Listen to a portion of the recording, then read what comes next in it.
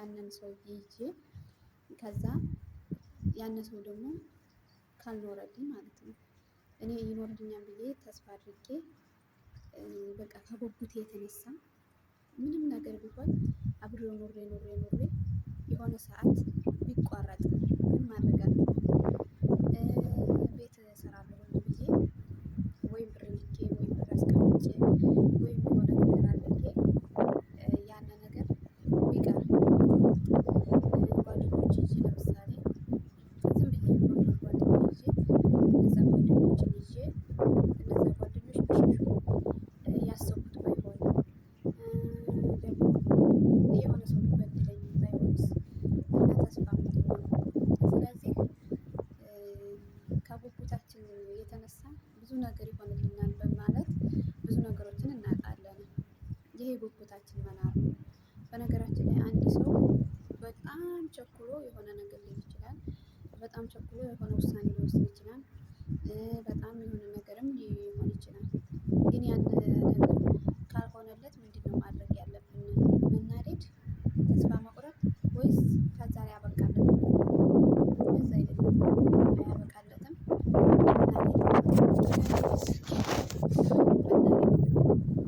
አያስፈልግም። እንደኔ ያን ነገር ለምሳሌ ቢቆረጥ ከዛ ተስፋ ማቆም የለብንም።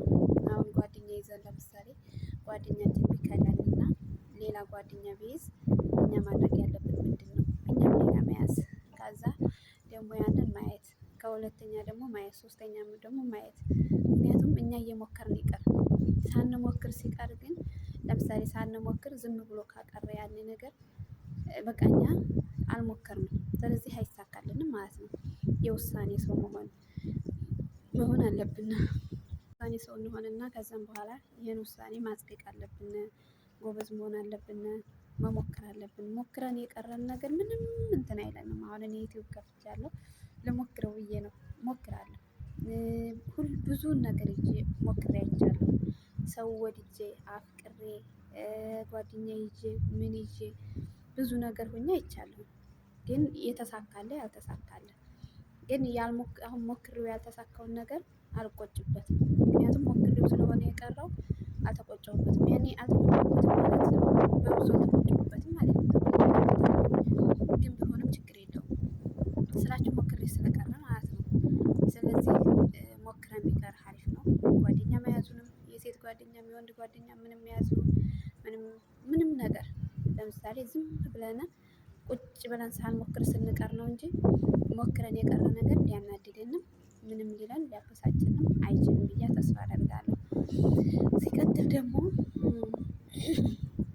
መኖር እንዴት ነው? ለምሳሌ አንድ ሰው ሲኖር ስንት አመት ነው የሚኖረው? እኛ አሁን ለምሳሌ ግማሽ አመት ብንኖር 30 የኖርንበትን እናውቃለን።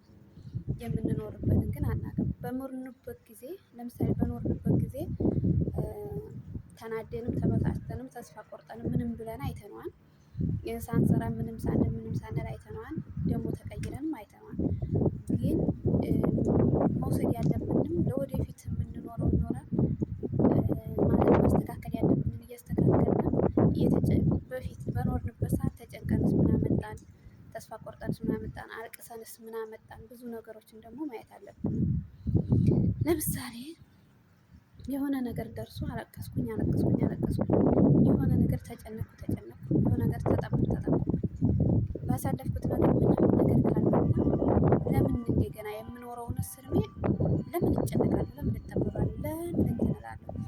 ስለዚህ የቻልኩትን እሰራለሁ፣ ያልቻልኩትን ደግሞ አንተ እግዚአብሔር ሆይ ወቅ ብሎ መስጠት። መጨነቅ ብዙ ጊዜ እንቅልፍ ከማጣት ሰውነት ከመቀነስ ብዙ ነገሮችን ከማድረግ ውጭ ምንም ነገር የሚያመጣ ነገር የለም። እንደኔ ማለት ምንም አያመጣም። ስለዚህ ለዚች አጭር እድሜ መጨነቅ አያስፈልግንም። እንስራ፣ እንብላ፣ እንኑር። ከዛ ደግሞ የውሳኔ ሰው ነው። በቃ መወሰን ያለንን ነገር መወሰን። ለምንድን መወሰን ያስፈልጋል? ለመኖር መወሰን አለብን።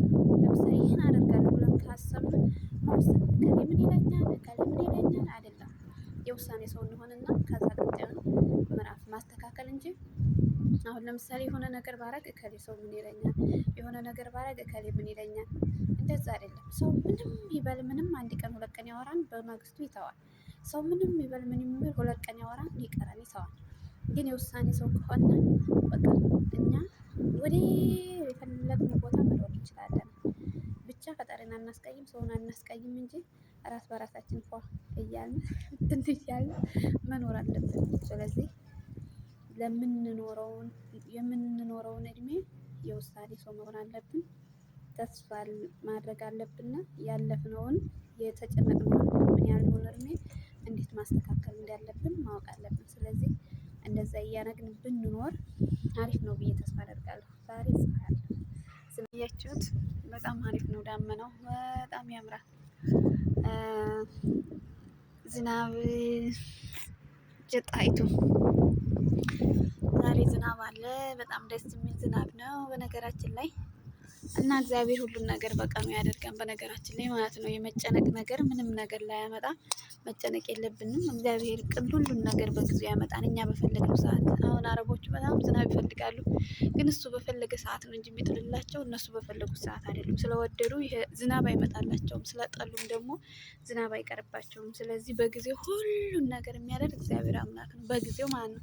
እኛ አሁን ለምሳሌ እኛ ስለለፋን ስለተከበርን ስለተቸገርን ብዙ ነገር ስላለ የእውነት ይመስለናል፣ ግን እንደዛ አይደለም። የእውነት መጨረቅ መጠበብ ምናምን ምንም ነገር አያመጣም። በነገራችን ላይ ባለን ነገር ደስተኛ ሆነን ካኖርን ምን ካልነ እሱ ባለው ሰዓት ዝናብን ያዘንባል፣ ፀሐይን፣ ቀንን፣ ደመናትን ምናምን ብዙ ነገሮችን። ስለዚህ እኛም ባለን አቅም ያለመጨነቅ ያለመጠበብ የስራችንን መስራት።